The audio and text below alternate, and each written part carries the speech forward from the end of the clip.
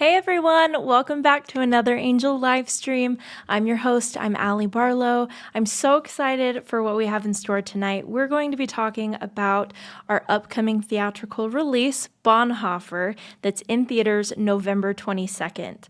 We're going to be joined by one of the producers of the film, Camille, and by fellow theologians Barry Harvey, Andy Root, and Tripp Fuller. We're going to dive into a really awesome discussion about Bonhoeffer and his impact that was portrayed beautifully in this film. We're also going to talk about being hashtag Bonhoeffer Brave. So if you were in our last Bonhoeffer live stream, you should know what that is. And if you do, you should put in the chat how you're being Bonhoeffer Brave. If you don't know what that is yet, we're going to talk about it a little bit later in the stream. Per usual, we're going to have a Q&A, so also you can put your comments, questions, anything you want to address in the comments, and we will get to some of those questions throughout the live stream. We'll wrap up our time by going over how you can get tickets to see Bonhoeffer. And if you want to buy them right now, just while we're kicking things off, you can at angel.com/bonlive. Speaking of seeing the movie, I don't know if you're like me, but anytime there's like a moment I can dress up to see a movie, I'm going to do it. So I have my Bonhoeffer t-shirt here. And if you are like me and like to represent when you go see a movie, you can also get a t-shirt now at angel.com/bondtee. We can match. We'll go to the movies together November 22nd. Lastly, just stay tuned for the end. We're going to go and share an exclusive clip from the movie highlighting key moments from the conversation we're going to have tonight. So look forward to that. But to start off, I want to make sure you all have seen our amazing trailer for Bonhoeffer. So let's first just take a look at that. Something's coming. Something unstoppable. Look around you, my friend. How much light do you see? Hello, darkness, my old friend. I've come to talk with you again. Because a vision softly creeping left its seeds when I was sleeping. Hate comes in every color. And the vision that was planted in my brain still remains within the sun. We have devised a plot to assassinate the Führer. You will go to England as our spy. Churchill sees Germany as a whole. He's afraid that a bomb traced to England would mean invasion or worse. Invasion? Invasion! My country was invaded from within! And the people bowed in parade to the neon god they Heil Hitler! in the sign flashed out its warning, and the words that it was forming, in the sign said the words on the prophets are written on the subway walls, in tenement halls, and whispered in the sound. I'm ready to meet my destiny. Of silence.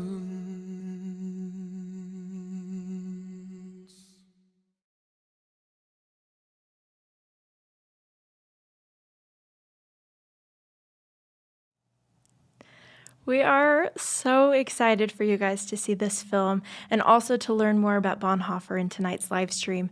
For those of you just joining us, we are going to deep dive into Bonhoeffer with a producer of the film as well as some theologians that are really, really well-versed in the life of Bonhoeffer. I'm so excited. You can get tickets now to see Bonhoeffer November 22nd at angel.com/bonlive.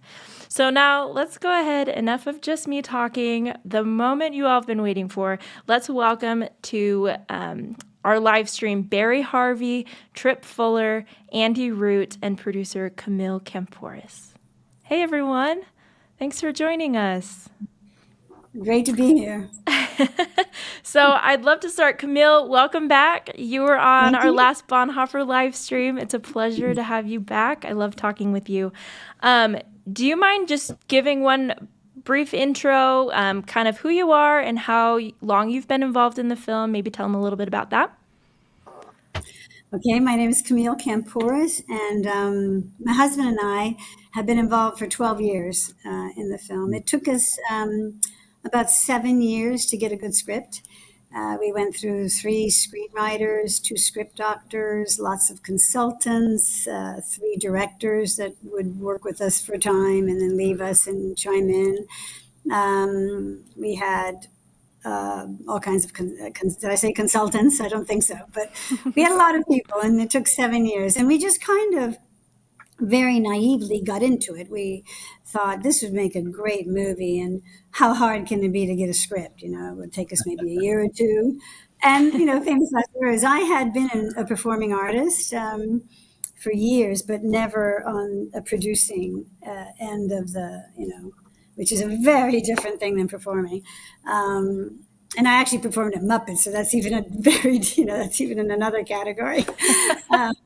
I wiggled dummies for a living, and then now I'm, you know, we did embarked on such a serious picture. So I'm actually really curious and interested with all these wonderful theologians to see if we, you know, got kind of close to his heart and we've certainly tried. So I'd like to hear, what you all think. I'm excited to dive into that with everybody. Thanks for introducing yourself. Barry, Andy, and Tripp, I'd love for you guys to introduce yourselves and maybe your background and your connection to the life of Bonhoeffer, and maybe even define for our audience, what is a theologian? Barry, can we start with you? Yeah, I'm Barry Harvey. I am a minister, theologian, professor at Baylor University in Waco, Texas. My involvement with the life and thought of Bonhoeffer occurs shortly after I get out of graduate school. I never really intended to work in such a concerted way on Bonhoeffer's life, but for a variety of reasons we can't go into here, I got caught up with his life and thought, such that he has been the angels on my shoulder as in all that I do and say and write. When people ask me about him, I say he is the friend I never had the chance to meet. And so basically that's how I got involved in the study of Bonhoeffer, in the International Bonhoeffer Society, and in writing pretty extensively about his life and thought. Wow, that's incredible. Thank you for sharing and for joining us. Andy, let's go to you. Yeah, I'm Andy Roots, and I teach at Luther Seminary. I'm on the faculty of Luther Seminary in the Twin Cities. So I wrote a book a few years ago called Bonhoeffer as a Youth Worker, and that really came out of, much like Barry, Bonhoeffer being a companion in theology for sure. Kind of, what does it mean to think about God?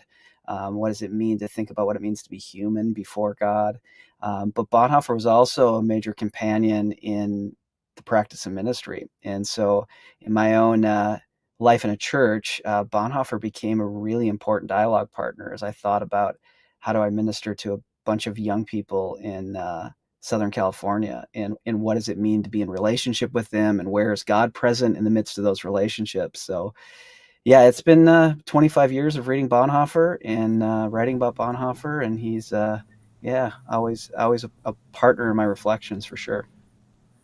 That's amazing. Thank you. Tripp, will you introduce yourself? Yeah. So I'm a theologian, also run a podcast. I started in 2008, Homebrewed Christianity, and we've done a bunch of online classes with 3,000-4,000 people reading Bonhoeffer together, and they've featured tons of the Bonhoeffer scholars and such. And so as an academic and as a minister, Bonhoeffer's always been an inspiration. And one of the things I've learned in trying to kind of share the wealth that exists in the academy with the church today is that a lot of people know little pieces of Bonhoeffer, or like me, maybe I was in, youth group, and we read Cost of Discipleship, and I was like, oh, junk.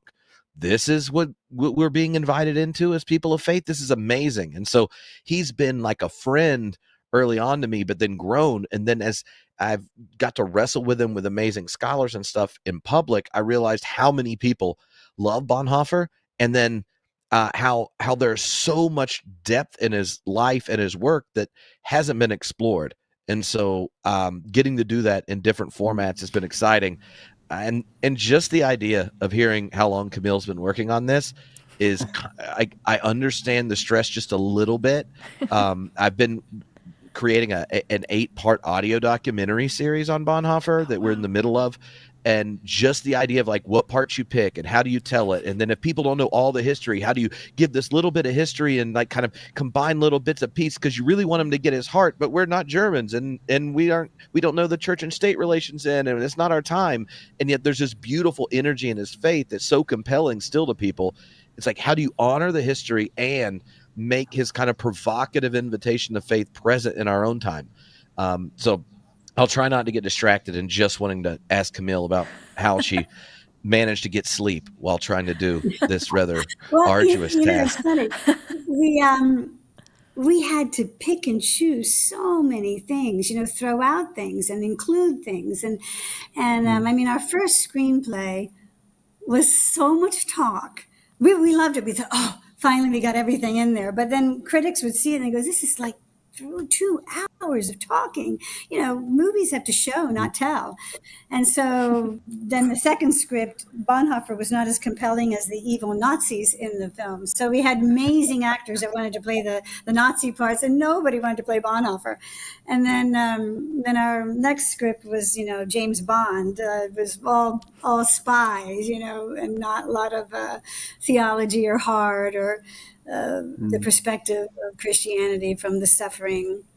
And then, we finally landed. But yes, if I think back of all the scripts, we probably had everything in his life in the script at one time, except Barcelona. None of the scripts said his time in Barcelona. But yeah, I mean, even in this script, we made the decision to not have Maria in the script, which was a big deal because, everyone was telling us, you have to have a love interest. Hollywood will not accept a movie without a love interest.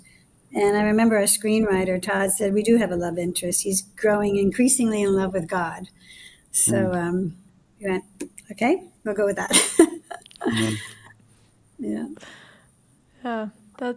I feel like that would be such a hard choice, but you guys did well at kind of finding pieces. And Barry, Andy, and Tripp, you recently got to screen the film. What were your initial thoughts or reactions or feelings when you saw it?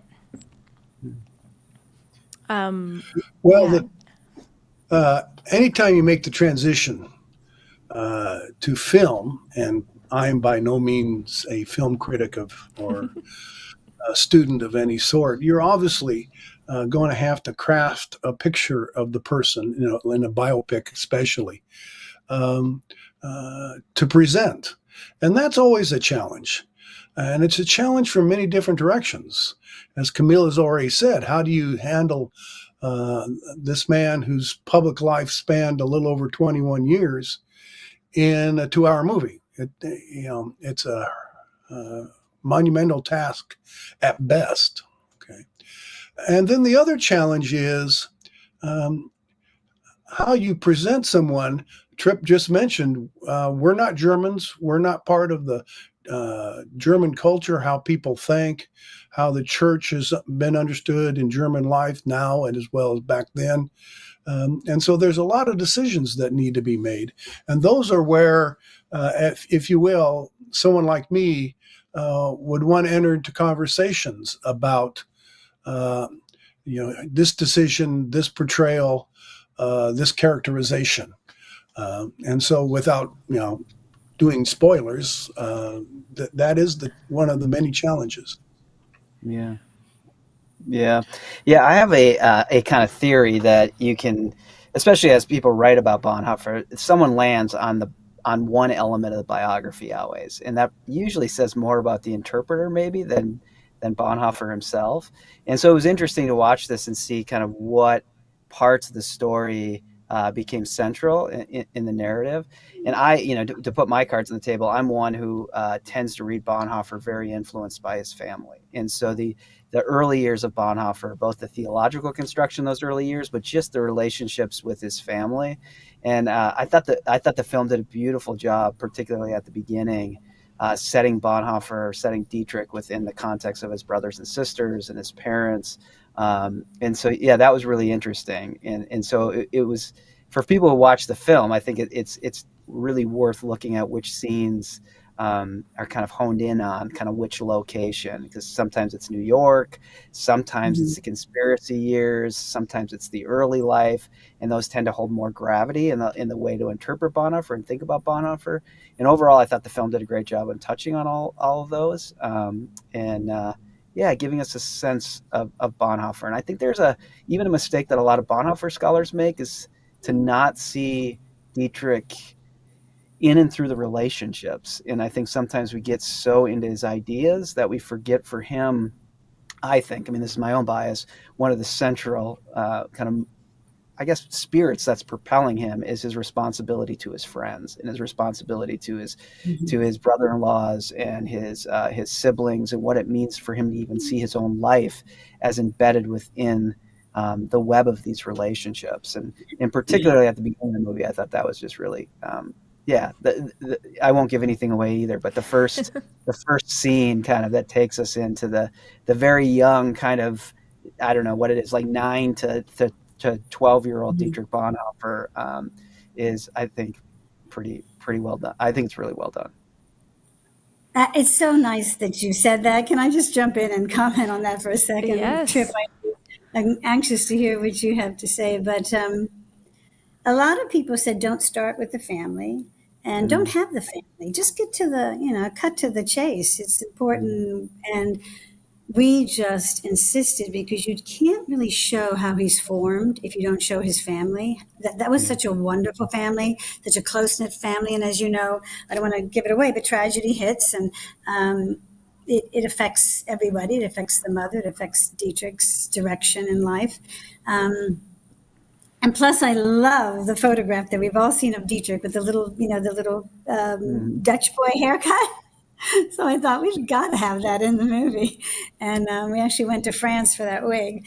But we love those family scenes, and we fought for them. So it's really nice to hear that, Andy, that it was important to you as a theologian. Yeah.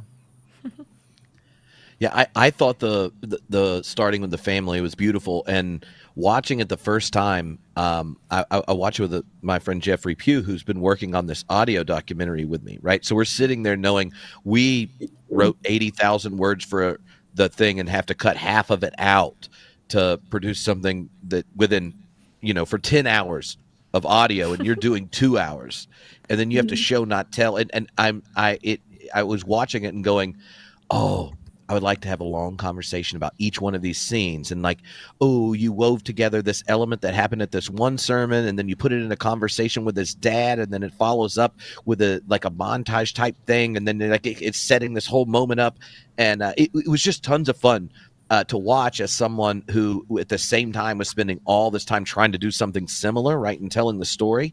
And yes, the family elements and the friendship thing that you've already heard are important. And the other part that this film captures that some of the other Bonhoeffer films don't, I think, is that his faith was not something that was just handed to him, formed, and then he walks through life like a saintly hero.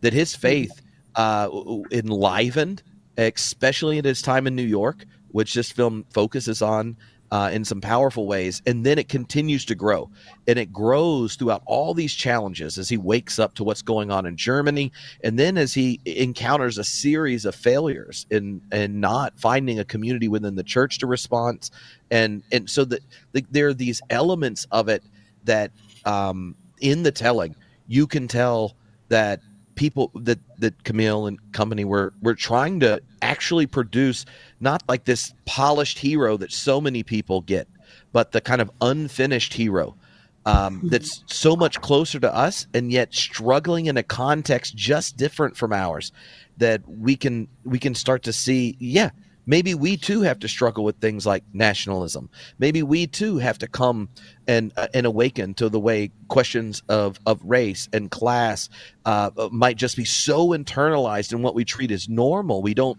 know at the beginning that the call of Christ calls us to a fidelity with people that are being harmed and abused and taken advantage of. And my favorite element was seeing in the film how Bonhoeffer's faith has to grow to keep up with the gospel challenges in his time. And he's not just fixed and perfect.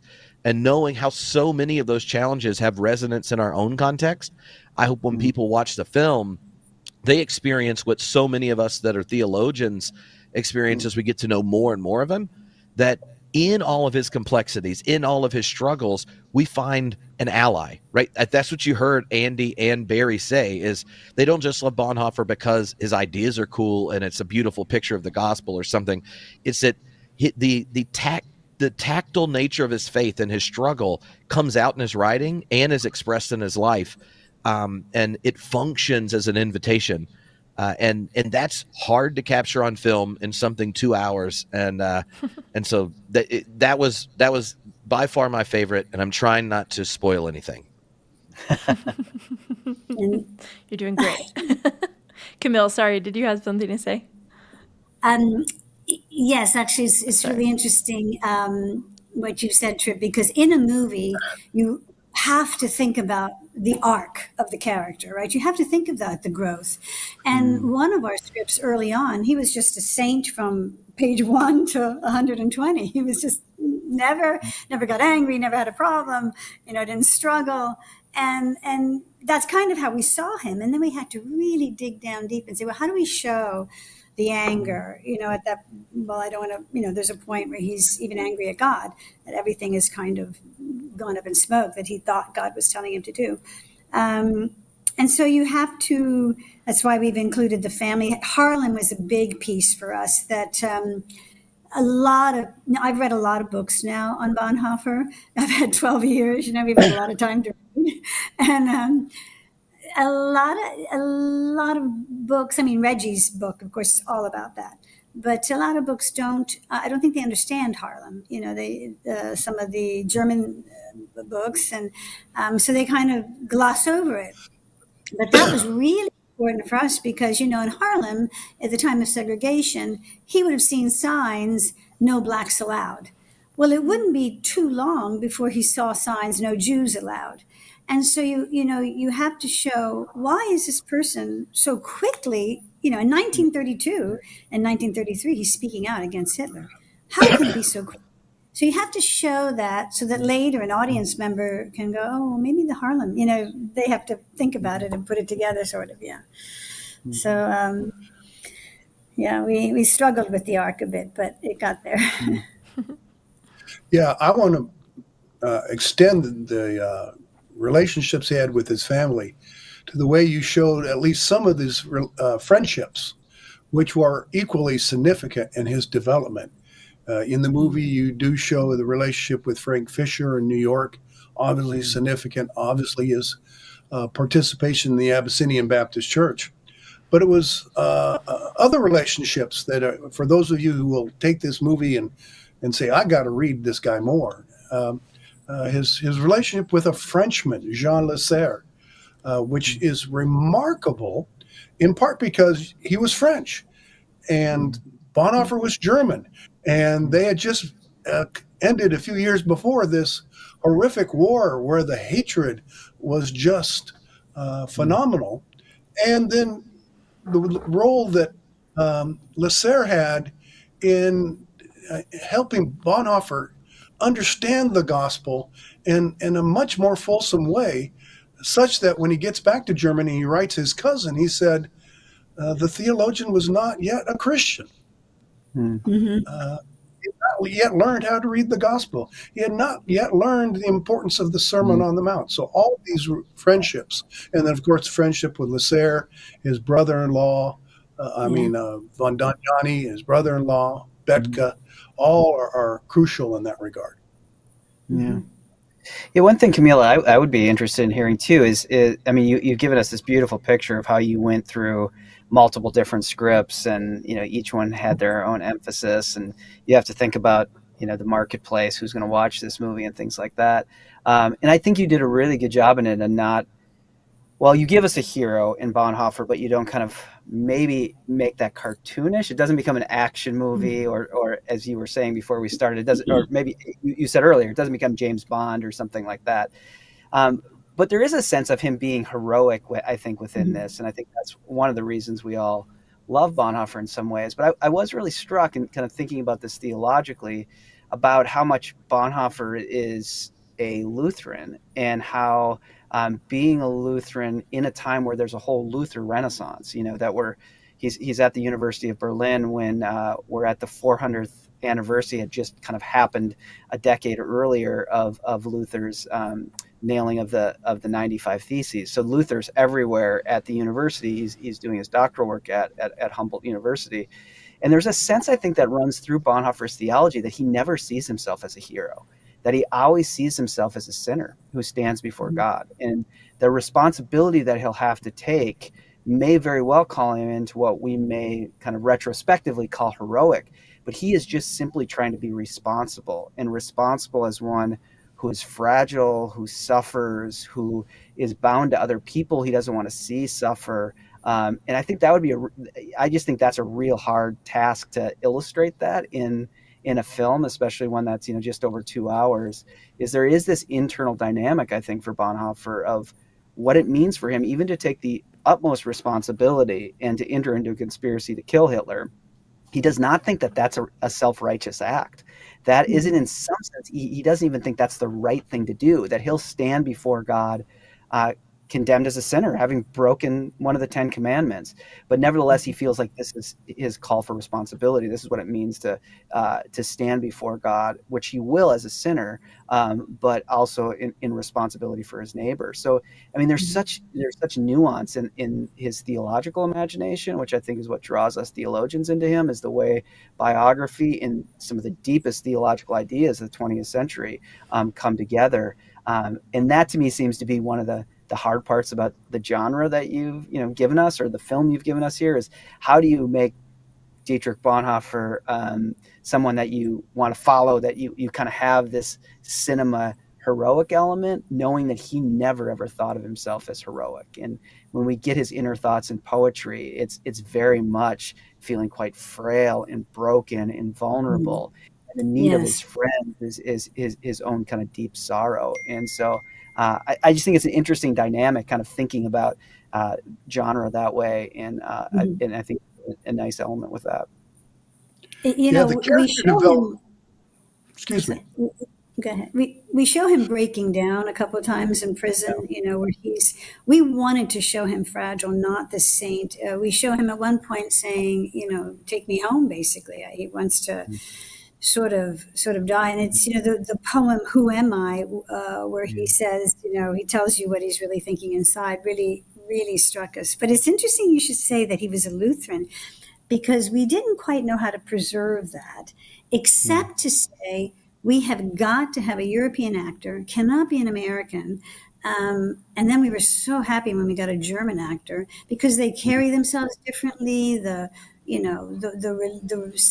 Christianese isn't the same, like American Christians speak, and we tried to write it that way. And also, he had a certain gravitas. He was just very much not American. He's European because he was European, and we shot it in Europe.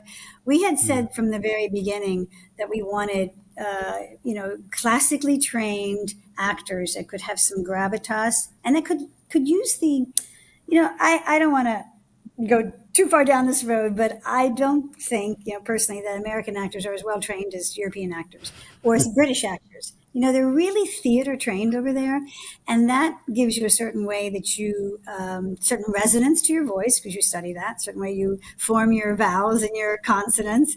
And we just didn't want him to be, an American churchgoer. So I hope we did it, Andy. I hope you felt he wasn't too American, It was good. Barry, you had a comment. What were you going to say? Well, just to add to the character development, this is not in the movie, so I'm not worried about spilling the beans here. But in the second time he's in New York, it's just for a few months, or actually weeks, in 1939, just a few weeks before the start of the war. And he's struggling about whether or not to stay in New York.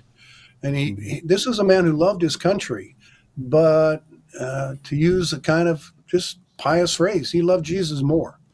And so he writes to a friend of his, a teacher at Union Seminary, says, I've decided I can't participate in the reconstruction of Germany after the coming war unless I go through the war with the people there, which give him all kinds of problems upon his return. And he said he was faced with the terrible choice of wanting his country to win the war and destroy whatever Christian civilization was left, or to lose the war and preserve that civilization. He knows which he must choose, but he couldn't do that in safety. But even the decision to go back was an element of struggle that he really had. Mm-hmm. Yeah.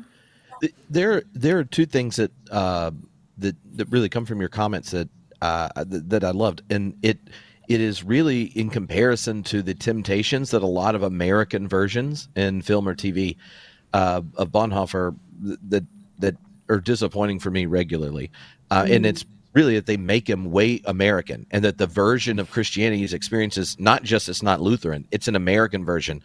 And Andy, as a Lutheran theologian, may think some American Lutherans are too American and not Lutheran, but there's a temptation when telling the Bonhoeffer story, because people love him so much, that kind of American Christian experience of thinking, oh, when culture or the state's against us, we're being persecuted, and we have this persecution complex and wanting to find that's not how the film or Bonhoeffer saw it. The persecution element was that Christ was being persecuted when violence is being poured towards the state, or when the state is claiming the identity of Christians, that our allegiance is to a pure land, soil, our nation, over against our allegiance to Christ, which includes, right, Frank Fisher, an Abyssinian, or Lasserre, who he encounters as a Frenchman, right, and his brother died in World War I, right? Like, there's real reasons there should be hesitations. For Bonhoeffer, Bonhoeffer's not a figure to be leveraged in a culture war where the church ends up triumphant and in charge. He's one that calls us to go, no, fidelity is not winning and dominating culture. It's when the people of God walk the way of Jesus, even though he's going to a cross, right? And so that contrast is one of those elements that's like this beautiful part of his life that's deeply Lutheran, that often gets missed over an American one. And the other is we are tempted to take his decision to go into the conspiracy as a justification for violence, kind of a part of a very American, regretfully, and often too Christian, the myth of redemptive violence. And like Andy said, and Barry's talked about in his own work, he never thought like, oh, this is what Jesus wants me to do, and therefore it's good. The violence is not an inherently redemptive one. And it's one of these concepts that scholars spend a lot of time about, the kind of vicarious nature of suffering and participation in it, that was an element of his struggle in the face of the church's failure. And that struggle you see portrayed, like Camille said, in these flashback scenes. And I don't want to spoil them. I just want to say the flashback scenes going to his own experience, his relationship with his sister, who, like Andy said, like, that is such an important relationship for him, and that these flashbacks and struggle resolve in the Eucharist scene. And when you think of the invitation of someone that wrote Costs of Discipleship, someone that penned these questions of their own identity and struggle for what fidelity looks like, that struggle is in the film. And I hope for people who love Bonhoeffer and maybe have experienced a version where that persecution complex is being legitimated, or redemptive violence is being harnessed in his name, see that that's not what he was doing. That it was his fidelity to the way of Jesus, despite those things, that he was resisting those temptations rather than becoming like the saint for them. Yeah, and maybe to build on that. Yeah, go ahead, Camille. Go ahead. No, go ahead, Andy. Well, I was just going to say it's interesting in the film, and I think as people watch it, they should pick out because, and you do this in the credits. Having been such a nerd that I watched the whole credits of this You thing. read them all. But you list like where you took words from Bonhoeffer, and you use the very famous quote from Cost of Discipleship or from Discipleship. It really becomes part of that statement that he makes on the second return to New York. So the way that you lay out the story, it's in the midst of the conspiracy. And of course, the famous quote that people who've read The Cost of Discipleship know is where he says, when Jesus Christ calls a person, Jesus Christ calls a person to come and die. And it is an interesting kind of way to think about the story. And I would like to any viewer to say, like, try to pick out those places that the script uses Dietrich's own words. But what's I think fascinating in that is that really where historically that line comes in is in Discipleship, which is during the church struggle. It's during the confessing church trying to hold up against all these realities that Tripp is pointing out. And really it's a sense that the confessing church is failing, that the confessing church is not able to hold up and act faithfully here. And so it is fascinating that when Bonhoeffer says when Jesus Christ calls a person, he calls him to come and die, he's really echoing again, I guess I'm being stereotypical here, in echoing Luther's theology of the cross, and that the church has to wear these marks of what it means to really suffer with their neighbor and what it means to follow Jesus Christ into places of death where God moves and brings life out of it. So there's definitely Dietrich himself thinking about what he'll sacrifice by entering into the conspiracy. But his last real push where that book lands is trying to call the church to take the faithful step, to hold up against the temptation to really just be overtaken by the Nazification of Germany and just the current pulling them into war. So it is fascinating that way to think about when he's talking about what it means to come and die. It isn't even this kind of glorification of becoming another Jason Bourne, going and being a spy running across Europe. It is really this call to the humility of what it means to stand for neighbor, of what it means to look upon God on the cross, what it means to find, what it means to live in relationships like he lives with Sabine. I mean, I think he just did a marvelous job showing that inner dynamic between his twin sister. And I do think that's one of the elements of Bonhoeffer's story that's often glossed over too much, is that he's a twin. And so there's a certain kind of mystical connection that human beings have that he senses, and that he really wonders about how human relationships then become the concrete place where Jesus Christ is present. That there's this certain way that he is so bound to his sister, and they're so connected and yet so different. So there's an open and closeness in their relationship that he really wants to see God as moving in that, and the church bearing those marks. The picture we just saw of that scene, our DOP, director of photography, was John Matheson, who's just a legend. I mean, he did Gladiator, and he's did Gladiator 2. He's just done so many things. And if you look at what he did, it's so beautiful. And many people will not get this, but it doesn't matter. This is what a great artist does. He, the aerial, the overlook, the shot from above, he has got the twins in the position that you would be in the womb. It's so beautiful the way he's done it, there's some things like that we'd all have to go out and have dinner, and we can tell you like metaphors that we put in, little things like Pinocchio that we put in. At 10, he read Pinocchio to Sabine, and she said he was laughing a lot, so he stuck little Pinocchio in. Those are good observations, Andy. Yeah. Well, we put that. When Christ calls a man, he bids him come and die. That actually was written, as in Finkenwald. That's where he wrote the book. But we put it at the end because we did want to show that his life gets increasingly lonely. He increasingly is with God, and even to join the resistance, he made sure he separated himself from the church so that he didn't implicate the church, the confessing church. And we did want to get across the idea that walking with Christ is the increase of surrender of, Jesus says, if you lose your life for my sake, you will find it. I don't think suffering or even understanding suffering and suffering entering into the suffering of Christ. That's not a popular American, strain of theology. Americans want happy Christianity, I think.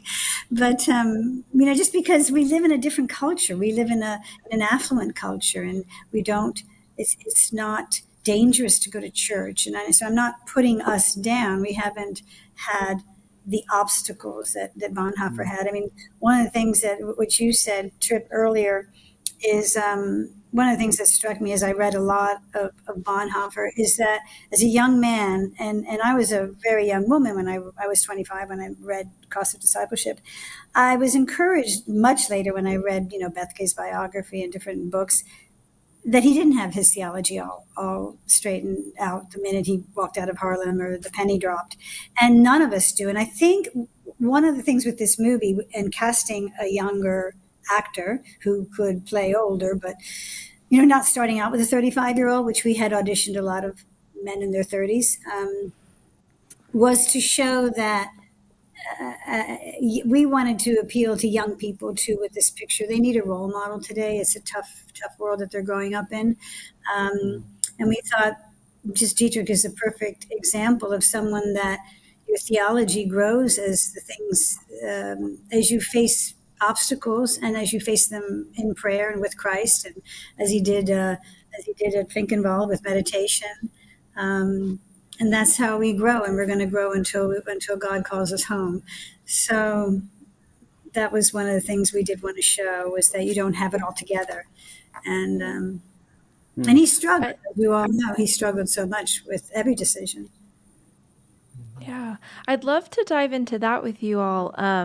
Just which aspects of Bonhoeffer's life do you think are going to resonate with those young audiences that will see this or learn about him, and the complexities of the world today? How do you think they'll resonate with him or with this film?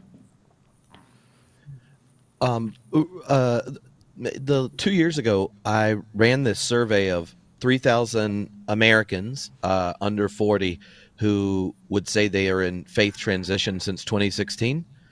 And, a lot of times what occasions like deconstruction or faith transition, where things are up in the air, like some of the topics are perennial, like the problem of evil and suffering, or, how do multiple religious traditions relate? But the two topics that showed up in the survey the highest that are to our time period was really the rise of authoritarian Christian nationalism and in America, the Black Lives Matter movement. Right. And when I think of this film trying to give this kind of youthful vigor of Bonhoeffer's faith that was lively enough to challenge what was handed to him, and to challenge the church, and to challenge the kind of ideology that was dominating his homeland, there are like really beautiful parallels, right? So his experience at Abyssinian with Frank Fisher, the Harlem Renaissance in New York, opens his eyes in ways that you could imagine someone going, like, I've encountered Christ before, but why are so many Christians so uncomfortable with saying something like Black Lives Matter? And then Dietrich has this awakening and forces the issue in his own context. Or there's a beautiful scene in the film. Well, beautiful, it's uncomfortable because there's like the Christian, German Christian church guy giving this horribly idolatrous sermon, and Dietrich just gets up and walks out. Right. And he's trying to get talked down. Let's be moderate. Let's not bring politics into this and all this kind of thing.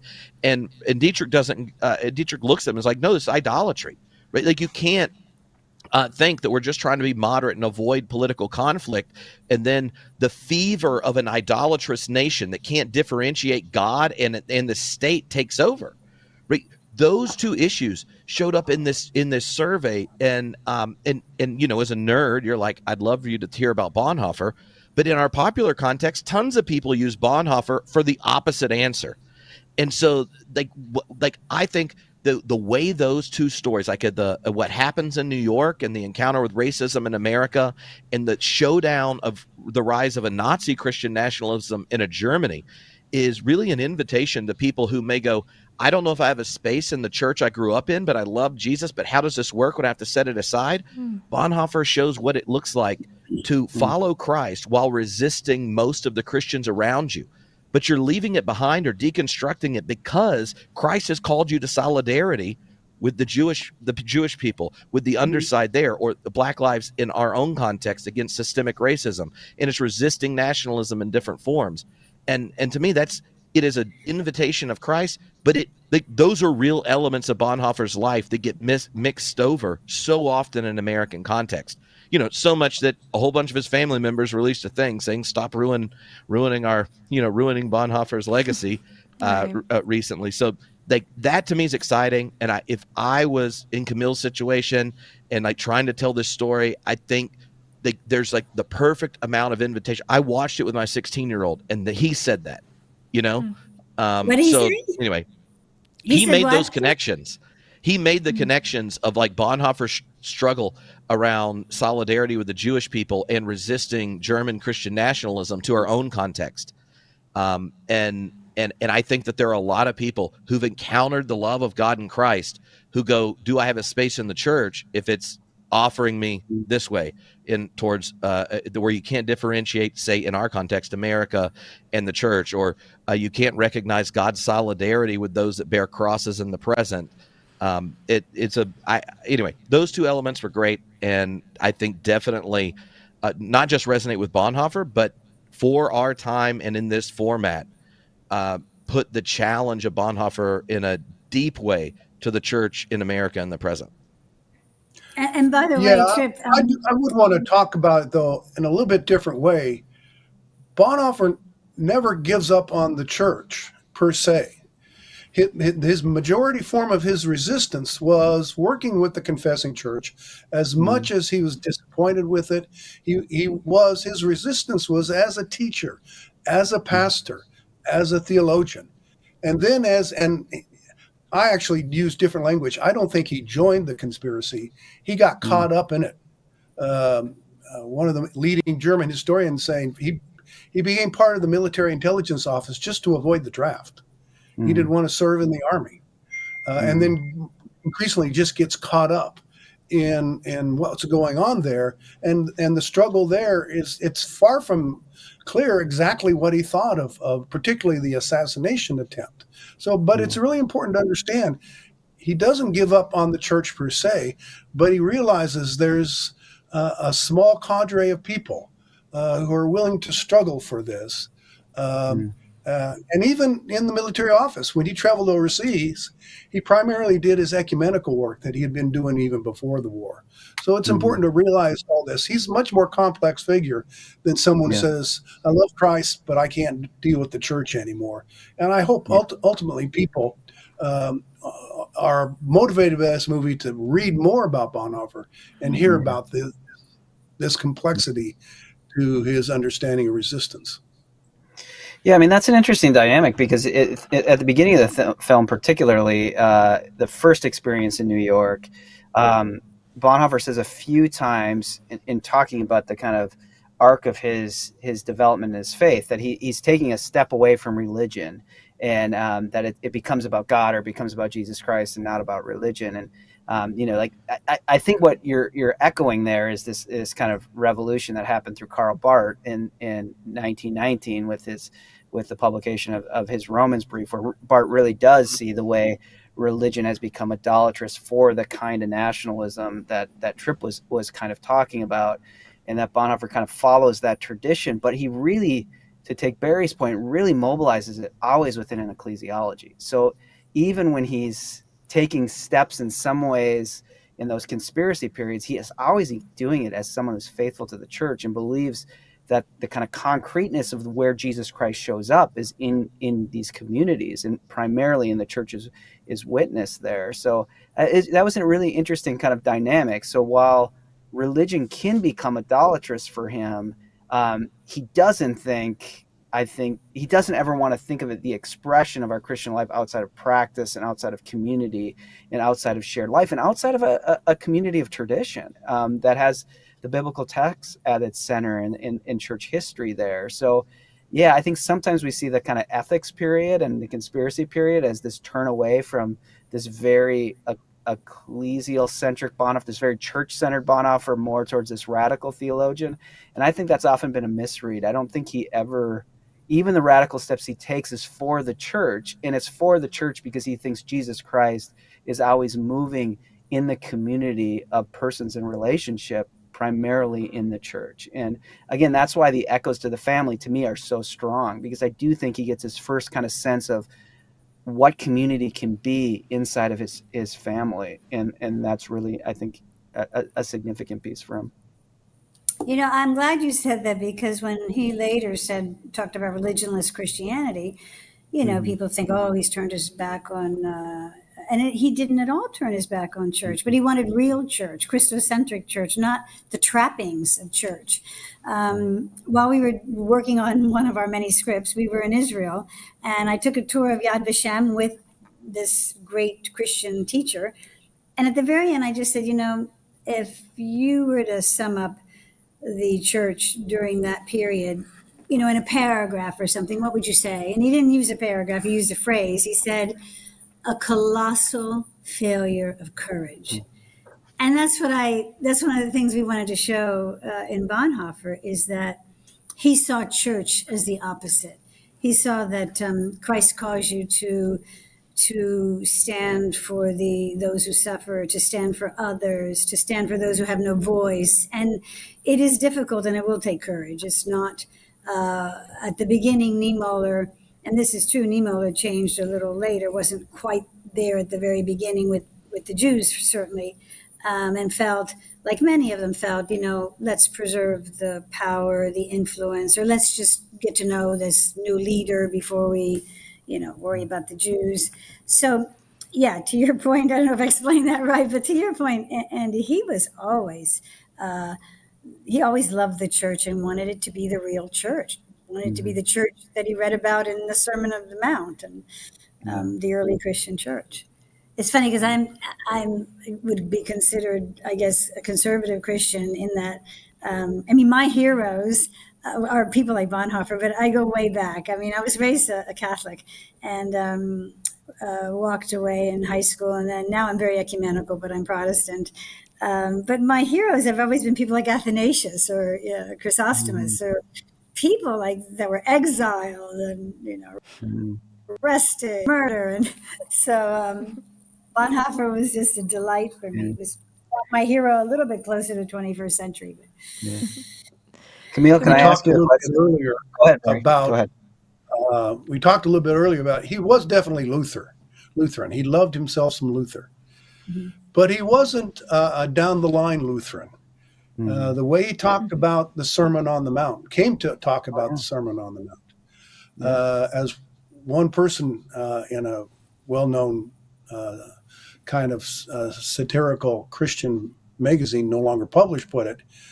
That's what the man said in terms of Jesus in the Sermon on the Mount. And that's how Bonhoeffer came to understand that. And it's played such an important work in discipleship, the cost of discipleship. I always liked, for people who think that he made a radical shift during the war years, I always point out on the letter he writes to Bethke the day after the failed assassination attempt. He says, there's one book, I understand the dangers people associate with it. It becomes a little too pietistic or withdrawing. But I stand by what I wrote in discipleship. So, you know, his thought matures, it grows. But there's also a continuity that develops, particularly after his return from New York. Yeah, that's a really good point, Barry, because there's some Lutherans who would feel like Bonhoeffer's not a very good Lutheran. You know, like there's an interpretation that he's not fully, you know, working the Lutheran hermeneutic well. But what is fascinating about Bonhoeffer is that, you know, there is this inner tension within him, which is he can never even see himself as not bound to other people. So he would really say, to know Dietrich, you have to know Sabine. To know Dietrich, you have to know me in this family. You for sure have to know me with Eberhard. You can't, it would be an abstraction to try to know Dietrich outside of those relationships. And yet at the same time, and you did a beautiful piece of this in the film, his mother, Julia, was very, very adamant that all of her children could think for themselves, that they would stand for themselves.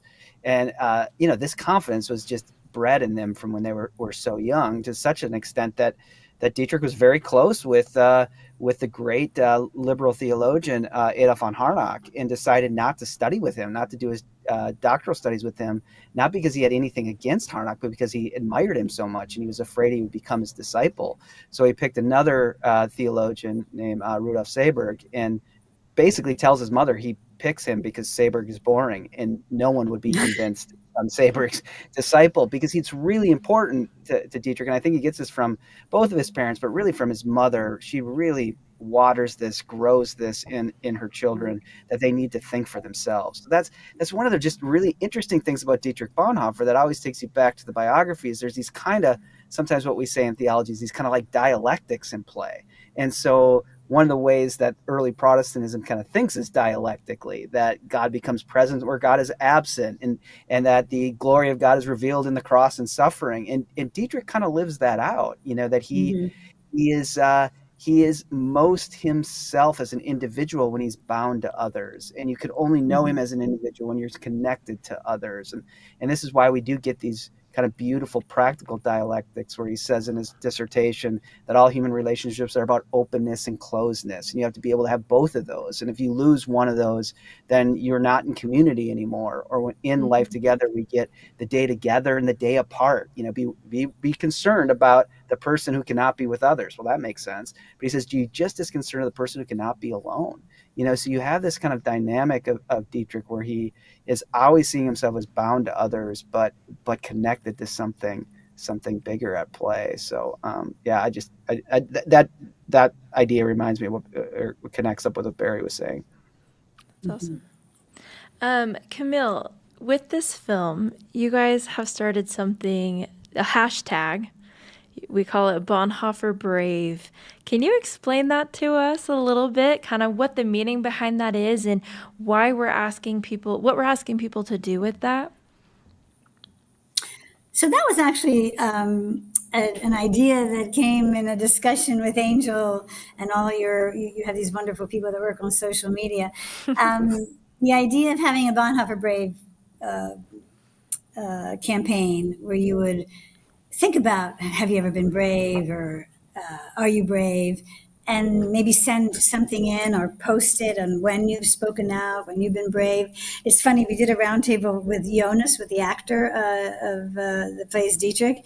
And Todd just went off script and asked him, Jonas, have you ever been brave? Are you brave? And it just threw the actor off. He said, well, I don't know. I've never really been brave, not like Bonhoeffer.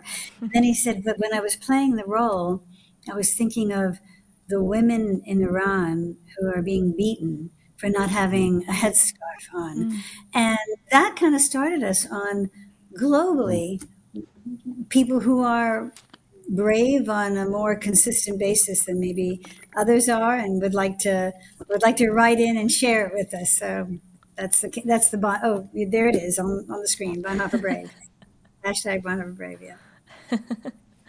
Thank you for sharing that. So if you guys have any stories or anything that, you guys at home have felt like I'm being Bonhoeffer Brave, we'd love to see you share that with us. We want to kind of spread that around.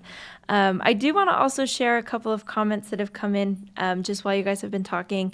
Emma says, thank you so much for your awesome insights. They've been having a good time listening, just hearing all of your wonderful insights. So thank you, Emma, for joining us tonight.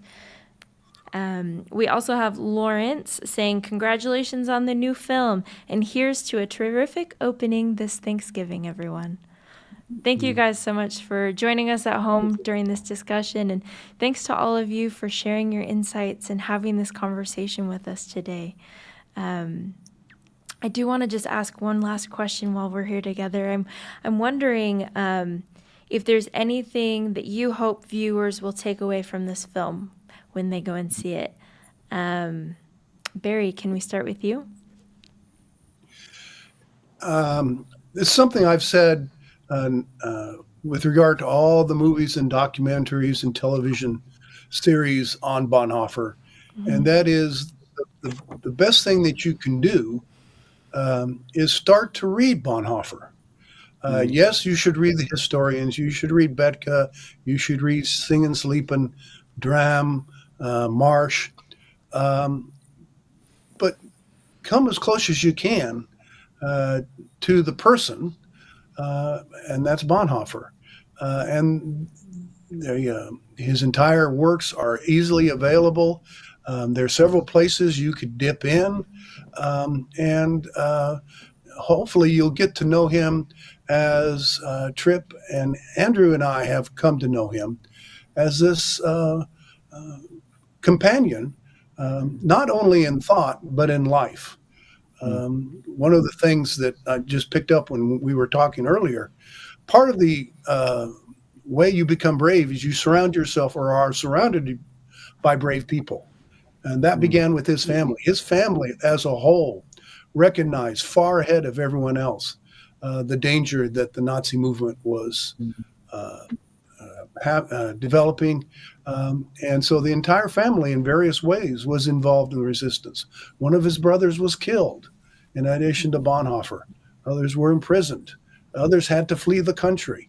And so it's a lot easier to be brave. As a matter of fact, it's about the only way you become brave and develop courage is you hang out with courageous people who are motivated and who share the same understanding of the purpose of life and how you should order that life to attain that purpose. Yeah, that's wonderful. Thank you. I hope that people do feel inspired to go and acquaint themselves with him after seeing the film. Tripp or Andy, do you have any thoughts on what you hope people will take away when they see this film?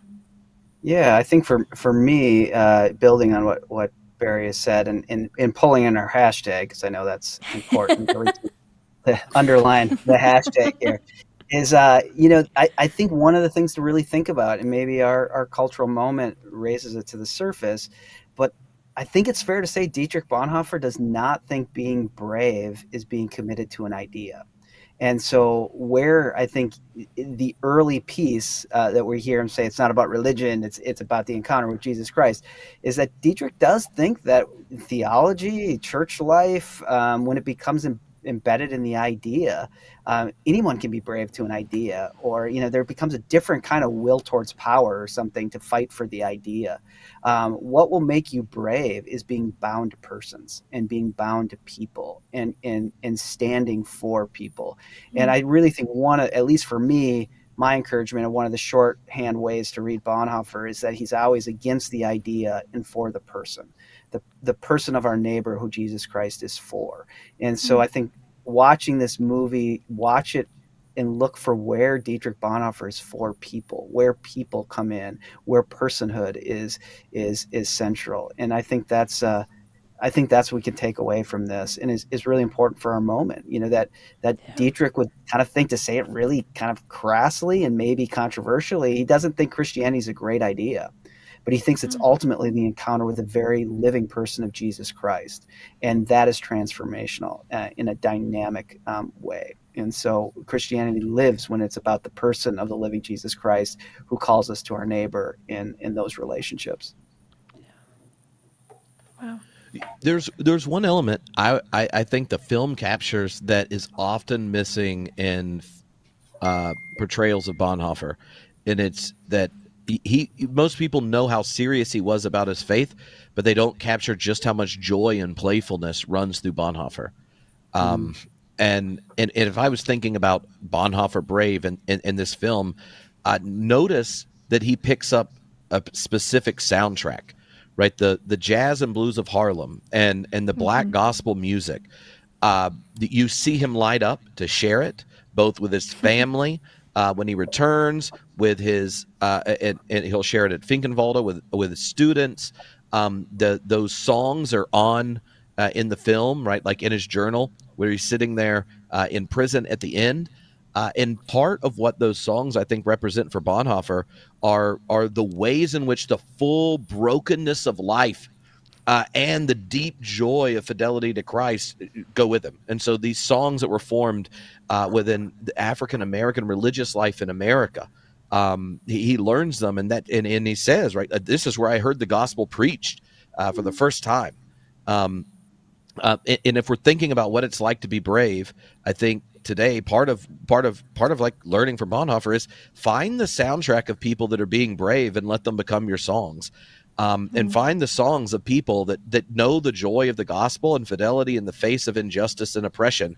And if you are a person of privilege like Bonhoeffer, learn to sing those songs and learn to internalize the perspective from below, and let that be the place you find joy, not in protecting your privilege and power and possessions, but in solidarity with the broken. And in that is a place where you can find joy even to the end. Right. And so one of the ways we can know we're a part of a community is, yes, the friends and things that are there, but knowing where we are today, a lot of us are going to sit in cars. A lot of us are sitting here looking at an election. Like, what are we going to put in our heads? Like, what are the songs we're going to sing? Where like our urgency of the tyranny of this very moment, like what is the soundtrack of our life? And is it one where we see ourselves as part of a larger community who are trying to be faithful to Christ despite all the challenges in front of us? So maybe make your little Bonhoeffer Brave playlist and realize that there's like this deep joy in music, because then your lips and voice is forming other people who've struggled to be faithful in places. And sometimes when you don't have the words to like inspire your fidelity and your bravery, they've been given to you by brothers and sisters in the faith from other places and in other times.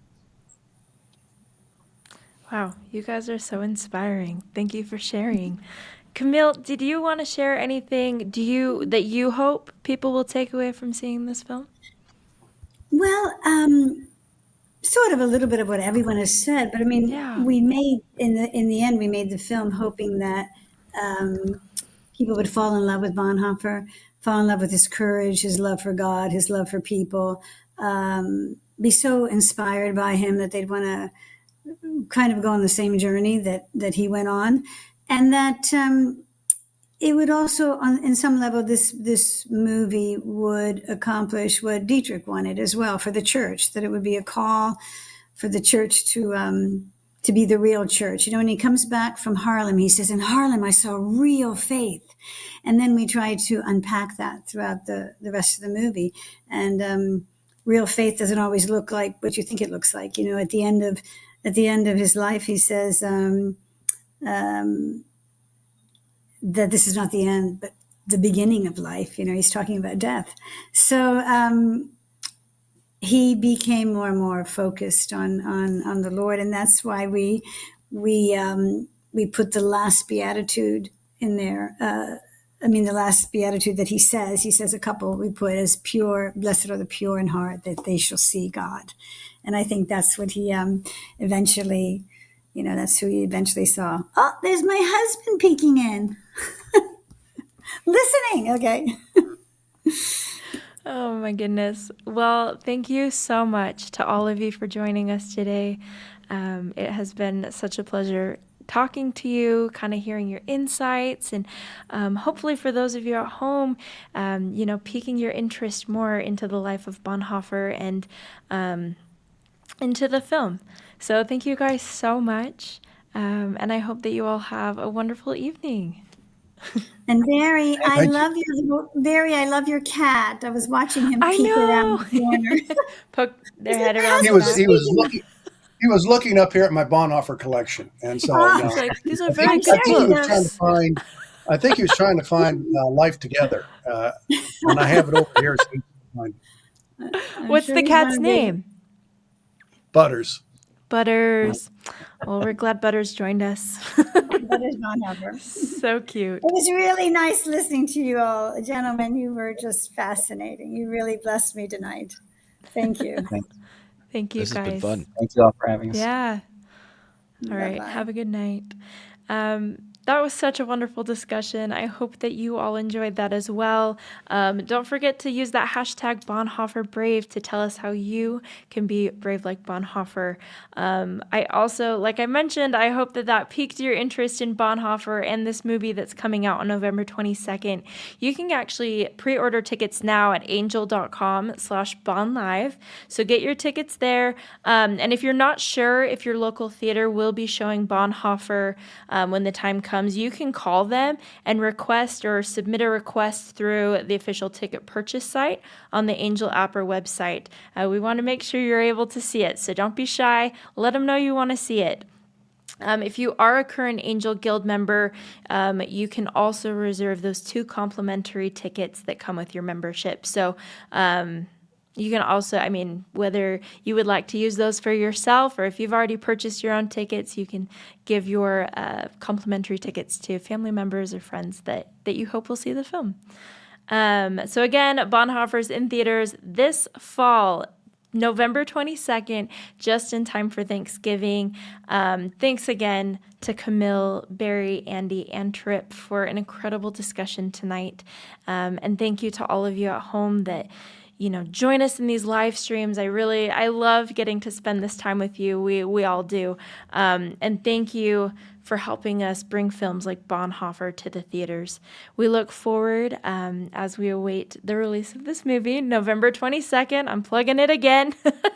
And again, match me in the theater, you guys. Let's do this thing. You can get your tickets now. So do that. Let's see if they'll throw up there you go, angel.com/BonT. Get showtimes now. Bonhoeffer. Yep, let's try that link again for you guys so that you can actually find what I'm telling you about. Angel.com/BonLive is where you can get tickets to see the movie. Thank you so much again for being here, and we are going to keep you updated when our next live streams are going to be happening. Just check out the Angel or Bonhoeffer social media. We'll be posting there when we plan to go live again. And I believe we have a clip to play for you guys. So let's go ahead and just roll to that. Again, thanks so much for being here. Enjoy this exclusive clip from Bonhoeffer. Our friendship is not as alien as you predicted. We haven't asked for anything yet. Go book a room, pay for it, come get me after.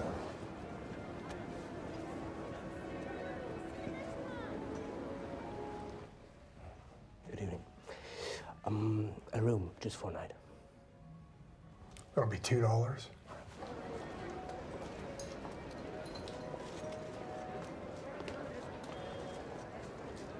$2, huh? Seems fair.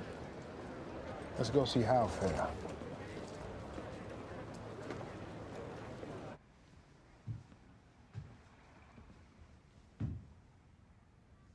No rooms to let. Good night. Kind sir, my friend just booked a room. He paid a good $2. He invited me in. Oh, whoa, sir. Who in hell would want to be friends with a tar baby like you? He's my friend. I have a key. So, by the cross on the wall, I can see that you're my brother under Christ. As my friend Frank here is too. Surely our love of the Lord unites us.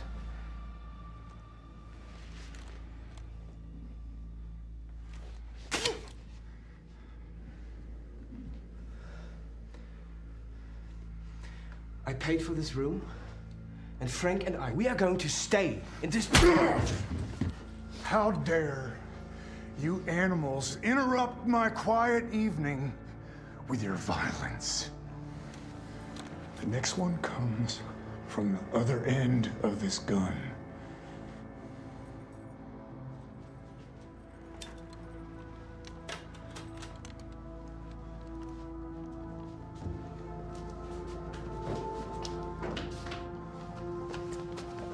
Hey, slow down now. Dietrich, where you rushing to? I should have torn that cross off his wall. Hold on now, Dietrich. I mean, she got to turn. Hold on now, Dietrich. How many maniacs do I have to save you from? There's always an inn at the end of the search. Always. That much I know. Listen to me. Sometimes it's just a manger.